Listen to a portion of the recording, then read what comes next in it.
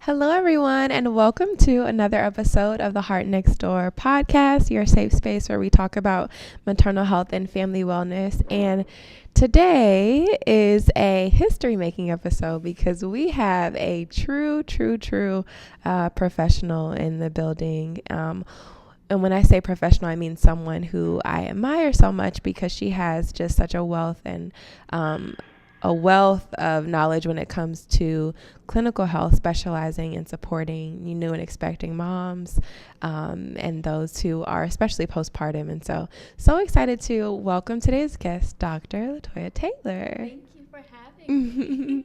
Welcome. So for those of the people who don't know you, I'm going to go ahead and read your bio, and then we'll jump into the conversation. Dr. Latoya Taylor is the founder of Clinical Tailored Services, and she's a clinical psychologist who is innovative, driven, and a true change maker. Dr. Taylor earned her bachelor's degree in psychology from Michigan State University. Should I tell you that wasn't the right name? Practice name? Oh, clinical. Yes, please tell me. Founder of Tailored Clinical. Oh, sorry. Okay, let me do it again. I didn't know if I should wait, but No, that's perfect. I'm happy you stopped me. Okay, good. Okay, sorry. I It's got that okay. mixed up. Okay. All right.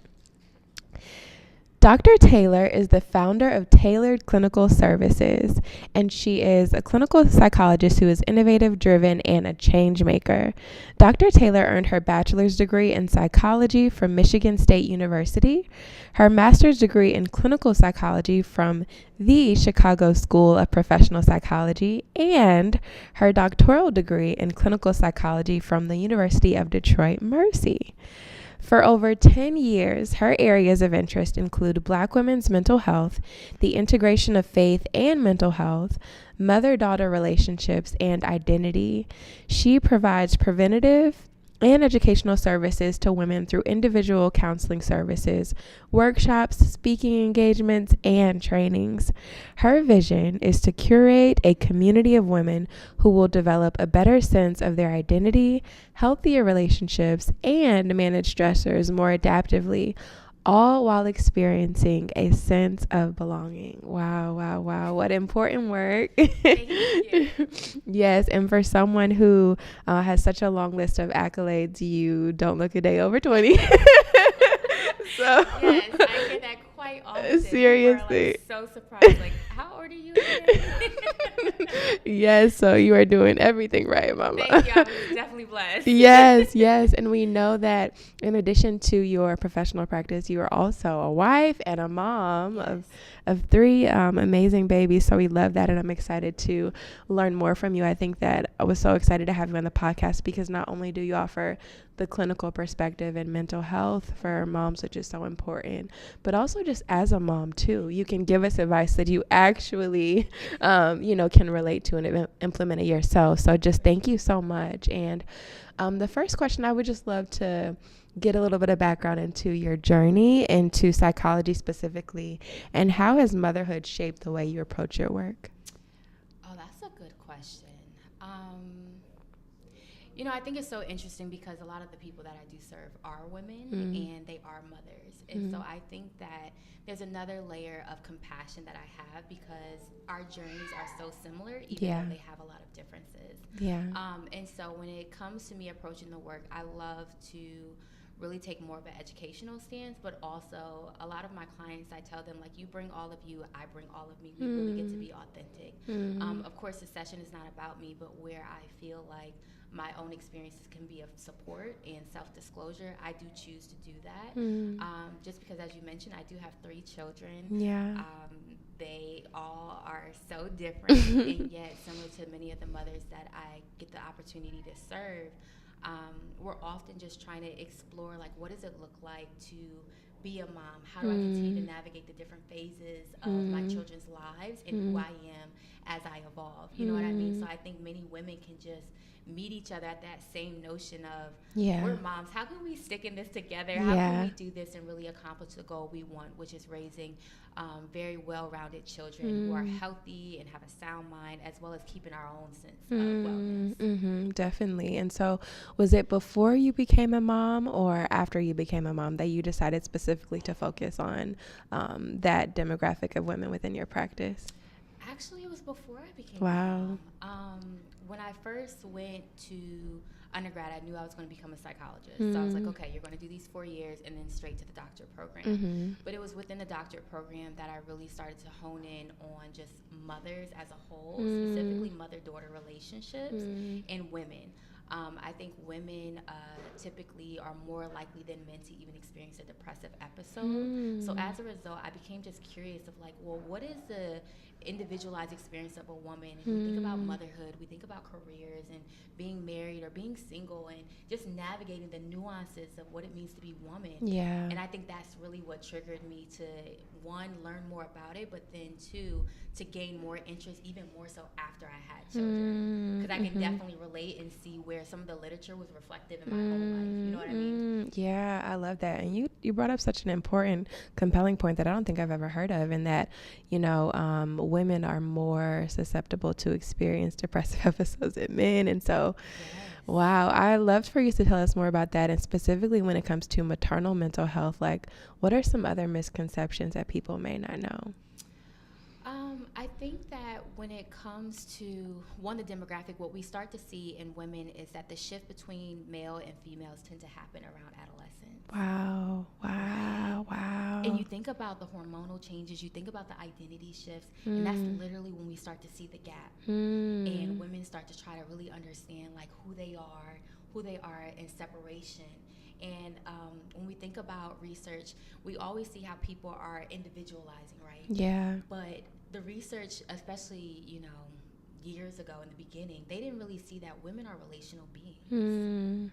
We don't develop in separation of. Yeah. We develop in relation to. Yeah. Right? Yeah. And so looking at the distinct difference and understanding like how do we see ourselves in relation to other people but also independently allows us to gain a better understanding, but then to navigate a process of like, what does it look like for me to manage all of these roles? What does it look like for my identity to constantly evolve, especially when having children? Like, do we ever take the time to really sit and be like,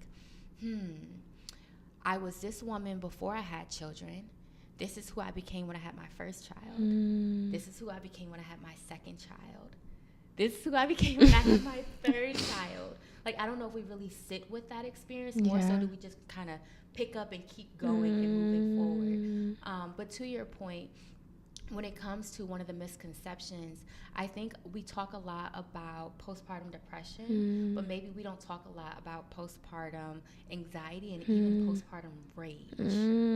You got to break that down for us. Listen, the postpartum rage is actually something that can even lead to the depression. What? Because what's happening is we're having this sudden, intense feeling of anger. There's these outbursts. We're irritable. And what you see on the outside is the anger. What you're seeing beneath that is the loss of identity, the lack of support, the sleeplessness, the just challenges of navigating what it means to be a mom again or the first time around. You know what I mean? And so typically you may see a mom experience more like curse words. They may be more frustrated with their partner. And it's just like, it's uncontrollable sometimes, it seems like. And so really being aware of that and helping them to manage that allows them to then maybe even reduce the risk of the postpartum depression. Another misconception that I think about is the difference between postpartum depression and baby blues. Okay, break that down for us, Believe it please. or not, postpartum depression, the prevalence of it is typically 3 to 6%. Really? Yes. Really? Yes. Wow. I know people are like, that's small of a number. Yes, it's only 3 to 6%. What? Yes, compared to baby blues, where it's just like, of course, some sadness after having the baby. There's some changes and shifts, but typically it resolves itself. But the postpartum depression is when we start to really see the clinical impact of a depressive episode. And it's different from just a major depressive disorder because it's associated with the role transition of motherhood. Okay, so Wow. Listen, you see why I was excited to have you? Because you are right now, first off, just like giving so many moms, me even, just in this conversation, permission to like see that it's okay. Like some of the emotions that we experience, like you said, the identity shift. Never, you asked a question like, how often do we say like, okay, who did I become after I had my first child? Who did I become after I had we never, I have not. I haven't. You feel a shift, but there's so much going on, so many responsibilities, and they get added as you have more kids and a family. And it's just like, I don't even have time. I just have to keep going. So I love how just, talking about it and really normalizing it and letting us know that it's biological, right? It is. There's a hormonal shift. We have this extra estrogen that's going on, the progesterone. Like, there's so many hormonal. Think about after we have the baby. I know most people have experienced those sweats that just come out of nowhere. Yes. They come out of nowhere, and I'm like, what is? I was like, what is happening right now? But there's so much of a hormonal shift, and we're trying to figure out how to regulate those emotions. And for those women who choose to breastfeed, just think about how your hormones didn't even become back regulated until you finished breastfeeding. Oh, yes. That's so true. Right? Which for everybody's a different length of time. Like literally, it took me the longest to wean off both of my kids. It was over a year, you know? And so, wow. Exactly. Wow. And for those women, kudos to you all who have babies back to back. My first child, he's 8. My second child, he is 4. But my third child, she's 2. So by the time I finished weaning him off, I think it was around 18 months, I was pregnant with my second child. Right. And so even just sitting in this moment, I'm like, wow, like you were in a postpartum / pregnancy phase for 4 years. Because I breastfed for over 18 months with the second child too. So I'm like, you know what I mean? Moms are just going and going. And if we don't slow down to be mindful of ourselves, our wellness, like all these things, can you see how easy it is to slip into a rage or depression or anxiety? And now we're going back to the initial thought of the fact that women are more than likely than men to experience it. Like, you hear all of this? No, seriously, I'm hearing it. And I think it's just what's so interesting too is the societal aspect of it is because maybe it's perceived or societal, but like this pressure for us as moms to like, okay, you're a mom and you shouldn't complain about it. You shouldn't have space to like, I would feel guilty if I even open my mouth and say I'm tired or this is too much, right? Because these are your kids, right? You're blessed to have them. Like this is your family. You're blessed to have them. But I think when you talk about like that postpartum rage specifically and the postpartum depression, it's like, no, it's a hormonal thing and it's okay. And it's normal for you to have that flux of emotions. And so I'm really curious, how can partners, how can the people in the life of moms, like what should they know or what are some tools that they can apply to better support moms when they're navigating all these transitions? I think that what's important for partners to do is really be intentional about offering support. I don't know if moms often ask for support. Yeah. I don't know if that's a common nature that I hear, especially in women of color. Like the idea of asking for support versus displaying that role of strength. You know what vulnerability it takes to say like, hey, like my body is still healing. I can't do this. Yeah. And to feel like everything that is typically really easy to do, you just can't do it. So trying to be mindful and have conversations.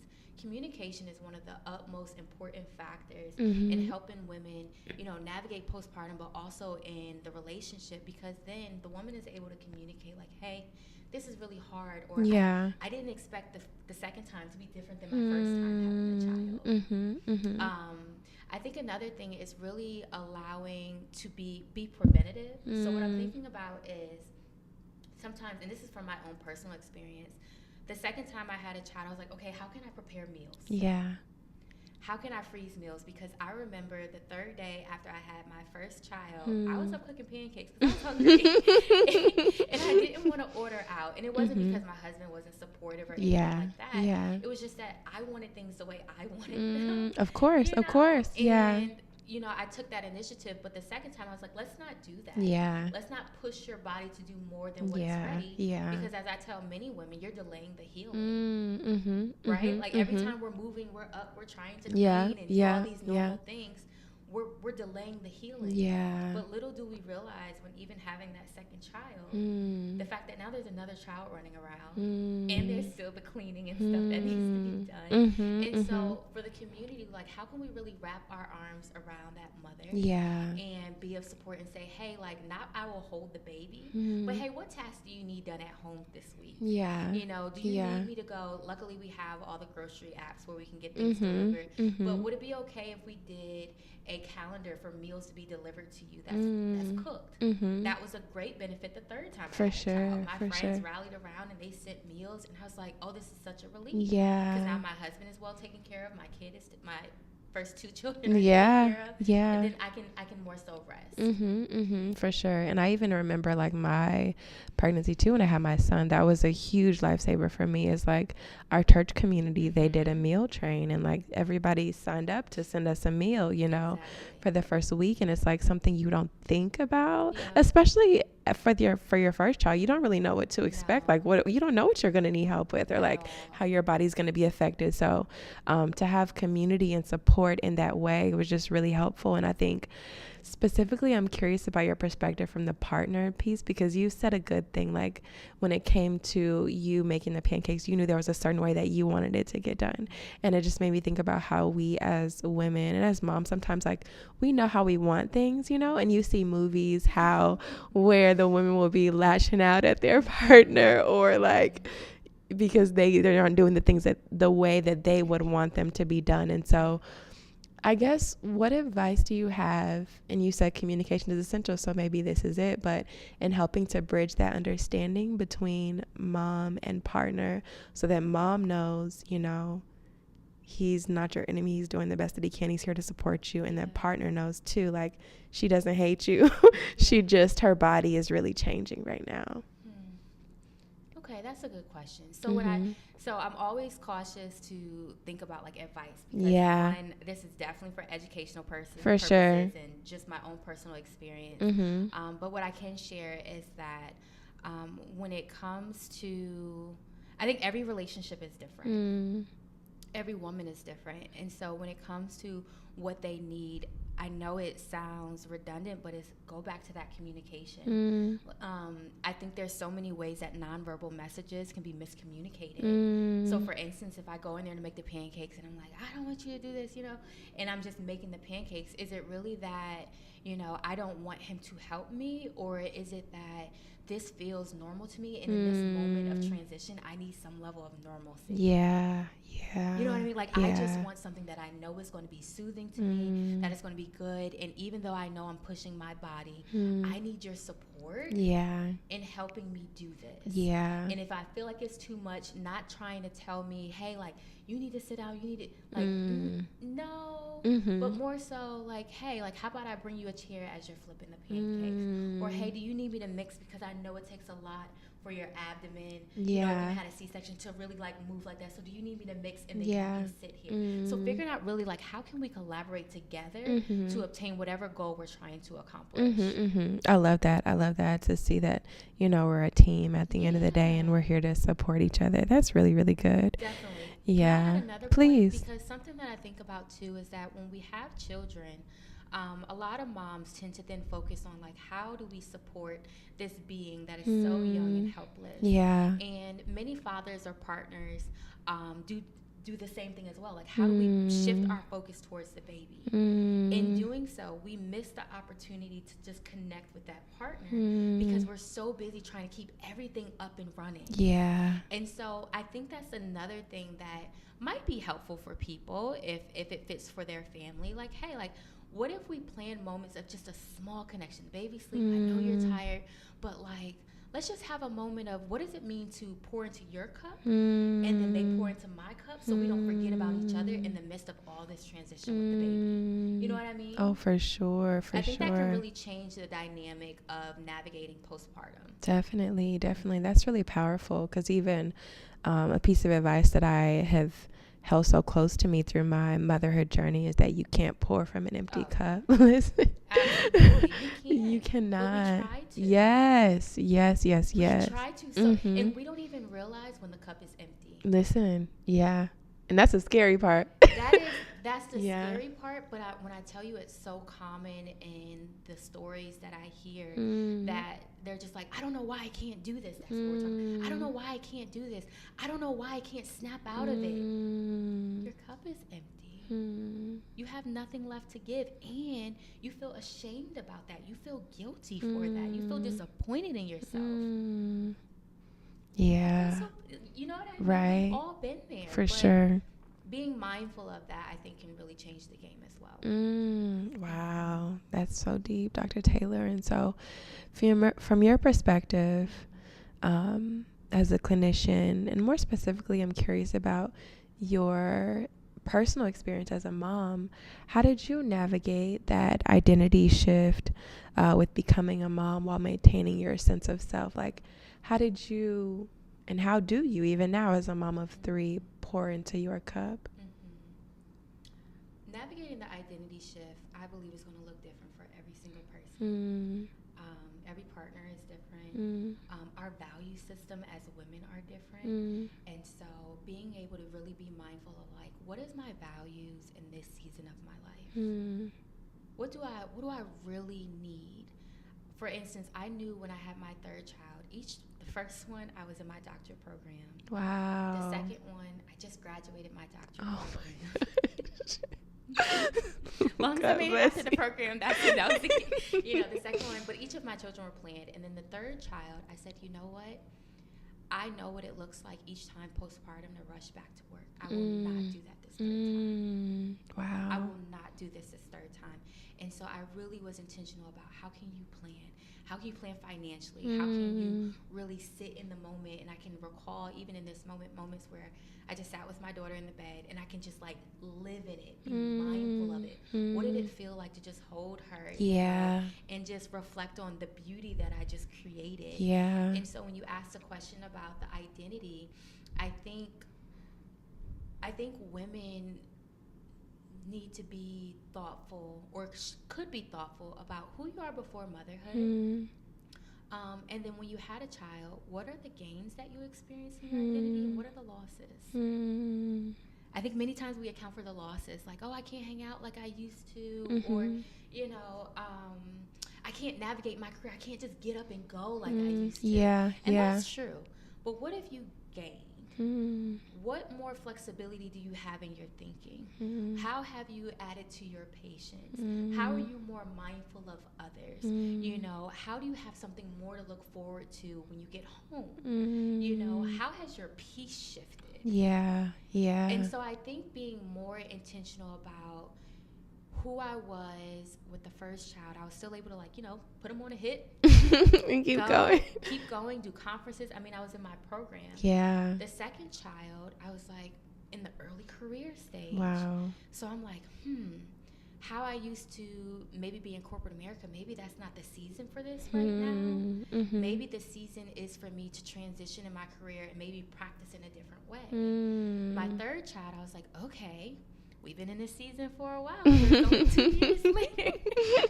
But let's keep holding on. And then now, with children being 8, 4, and 2, I'm like, okay, it's my time now. She's back. She's back, but also she's not who she was before she had her first child.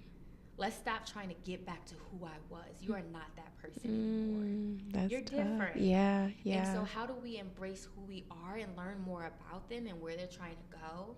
Because I think just in our conversation, you and I even said, I never knew. I love psychology. I love being a psychologist. I never knew how motherhood was going to trump that. Wow. I just didn't know. And what I give to my patients, I love to give it to them, and I want to make sure I can give that to my children too. So how do I be mindful in balancing that in my identity? Because previously my identity was go. For sure. Do research, do this. For sure. Now it's like, but my son has a soccer game that I really want to be at. Yeah, yeah. And so if I make this commitment in my career, what sacrifice am I now going to have to experience as it relates to my child? And does that align with my identity and my value system in this season of my life? Whew. Right? It's a lot of questions, a lot of decision making. Yeah. But the overarching theme of what we're talking about right now is emotional intelligence, awareness, and mindfulness of self. And if we're going, we're not going to be mindful of self. I'm guilty. I'm definitely guilty of it. Yeah. But if we don't take a minute to stop, I'm not talking about those rolling stops that we do at stop signs, pausing. I'm talking about genuinely stopping and saying, okay, where am I at today? Who am I today? What victories have I accounted for as a result of my losses? Because sometimes I think we go into battles thinking that we lost everything. You've gained something in the midst of that battle. In the midst of that pregnancy, in the midst of that trauma story, you've gained something. How have you been strengthened in the midst of it? What capacity has evolved as a result of it? You know what I mean? Wow.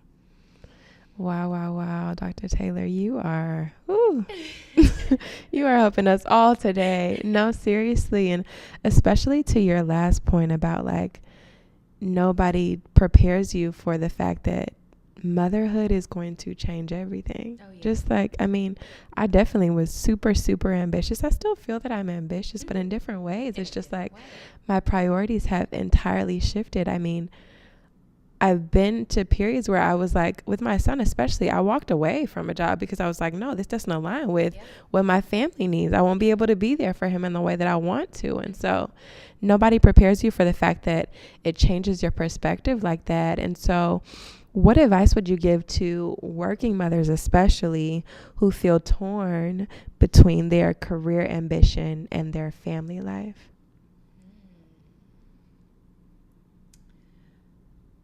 I think this is such a common experience amongst many working women. So the question that you asked is vital.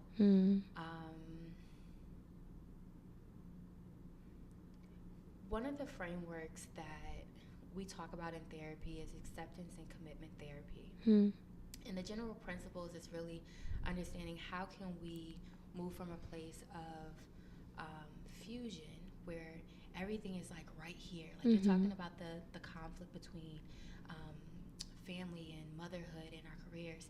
And so think about how those decisions are like all right here. And I can't see beyond my hand. I am fused with this conversation or the decision making of what do I do and how to navigate it. Our goal is to figure out, well, how can I diffuse that? How can I push the hand back a little bit and see it for what it is? And what that looks like maybe saying is like asking yourself, like, well, what are your values right now? Do you value right now really trying to climb the ladder in your career?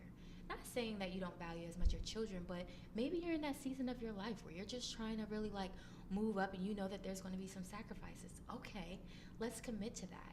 And then how do we also balance the rest of our values? And then that moves me to, well, what are some of the things that distract me from accomplishing my values? Because typically what's happening is the decision making between how to balance it is distracting me from actually engaging in the value. Yeah. Right? Yeah. Because I'm like, we're thinking about our mood, we're thinking about images and memories, we're thinking about urges to do things, and we're like trying to sit there and manage all those things, and we're neglecting the fact that our values are still here, but we're so focused on the distractions. And then as we move, it's like, well then, how are people viewing me? Yeah. When I am distracted by all these things? Am I shut down? Am I indecisive? Am I trying to do all of these things and not feeling successful in any of them? And then if that's the case, then what is one small step I can take that will align with my values? That is value aligned behavior. What's one small step? What if I'm thinking too small about this? What if I'm saying, oh, there's no other options, but there are? Yeah. There are. There is greater flexibility. I just haven't thought about it yet. What if this is just a problem that needs to be solved? When we look at it that way, when we restructure our thoughts in that way, we can potentially say like, maybe it's not that hard. Maybe I just haven't come to it yet. And maybe I can trust myself Mm. that I will. Yeah. I will trust myself that my values and my insight and my own awareness, when I take the time to do that, it will guide me. And so that may be one approach for one person, but one approach doesn't fit all. But I always suggest people, if you're having that level of a conflict, go see a mental health professional. That is definitely a reason to seek out support or even seek out a community that can help one validate and normalize, but then help you navigate it. Because I think sometimes it's all in our head For sure. of all these different things, and we just need to write it out. For sure. Just dump it. Look on the paper. See what's there. For sure. What really sticks out at you. For sure. And then you might be able to find your own path. Yeah. Yeah. That's so powerful, Dr. Taylor. And as someone who started therapy after I became a mom, that was my first time ever in life seeking out, mental health support. And it really just transformed my life in so many ways because, again, exactly how you've put it, he offered me the ability to take a step back and change my perspective. And I think that's so powerful. And I only wish that back then I would have had a therapist like you, especially with the your specialty in providing support to moms. I think that is like invaluable and so needed and so necessary. And I know that so many moms have already benefited from you, and I know so many will continue to benefit from you. So thank you for the work that you do, seriously. Thank you so much. Yeah. And as we come to a close, I always ask this question to the guest and so I'm going to ask you, what does legacy mean to you? As a mom, as a clinician, when you think back, 10 years, 20 years down the line, what will make you be able to look back and say, I'm proud with what I've done? That's a good one. Because I think legacy, as you mentioned, there's so many different roles in which legacy could be observed and experienced. And in this season of my life, who I am today, legacy looks like my legacy is how my children show up in this world. It's not in my accolades. It is in my children feeling like they are supported. Yeah. And them being, again, well-rounded, but also the character that they're able to develop and how they engage with the world. Right? Like, when I look at them and I see my son saying, like, hey, I really want to help out this person who is in need, I'm like, oh, I'm raising someone special. Yeah. You know what I mean? And that's legacy to me, the impact that I can have on them to where it can be embodied in them and they can show up in the world to be caring, loving, supportive people of others, but also to themselves. How do they love on others, but how do they love on them? What is that voice inside their head that they be kind to themselves and compassionate? I told my son's short story the other day. I was taking him to this new space, and it was a bunch of older kids, and he's like, I don't want to go. It's going to be a bunch of older kids, and I'm only 8. And I was like, instead of thinking about it that way, you need to think about how you have the opportunity to be around people who are older than you, but you have something so great in you that it doesn't matter the age. Don't shrink yourself because of your age. And then when he got there, he performed so well, and he was so happy about what he did. And I'm just like, every time you think about whom is around you, you shrink yourself. I need you to know who you are. Just like they said in, the Black Panther, she was like, show them who you are. Yeah. It is my legacy for my children to know who they are, to know why I named them their name, to know who God is in them. That is their legacy. And I can't wait to see it come to pass. Whew, you're about to have me in tears. Wow. No, that's true. That's what it's all about. That's what it's all about. Wow, Dr. Taylor, you are such a force, such a powerful force, and it's an honor. No, seriously, it's an honor to know you. Yeah, so thank you again for coming, and just please, I would love for you to tell everyone where they can connect with you and learn more about your work. Oh, yeah. So they can definitely connect with me On Instagram, Dr. Latoya Taylor. TikTok, Dr. Latoya Taylor. Also, you can always feel free to go to my website, www.tailoredclinicalservices.com. I have so many wonderful resources for moms. I have a support group that I am launching in 2026 called A Mother's Garden. Yay! Why? Because we are tending to the seeds that are already sowed in our children that God gave us. And so I have a mother's garden. I have one called the fourth trimester, where we're really just trying to support women after they have the baby. I hear that a lot of women talk about the loneliness that they're experiencing, and we really just want to find a way to wrap our arms around them and to really change the game as we change the generations. Yeah, that's beautiful. Well, I definitely look forward to learning more about that and becoming a part of that. And thank you again for joining us. Again, it's been an immense honor. Thank you for your work. And thank you all for listening. We'll see you next time on The Heart Next Door. Yay! That was so beautiful. Thank you. Of course. Those were such great questions. I feel like we definitely went rogue, but it was a great conversation.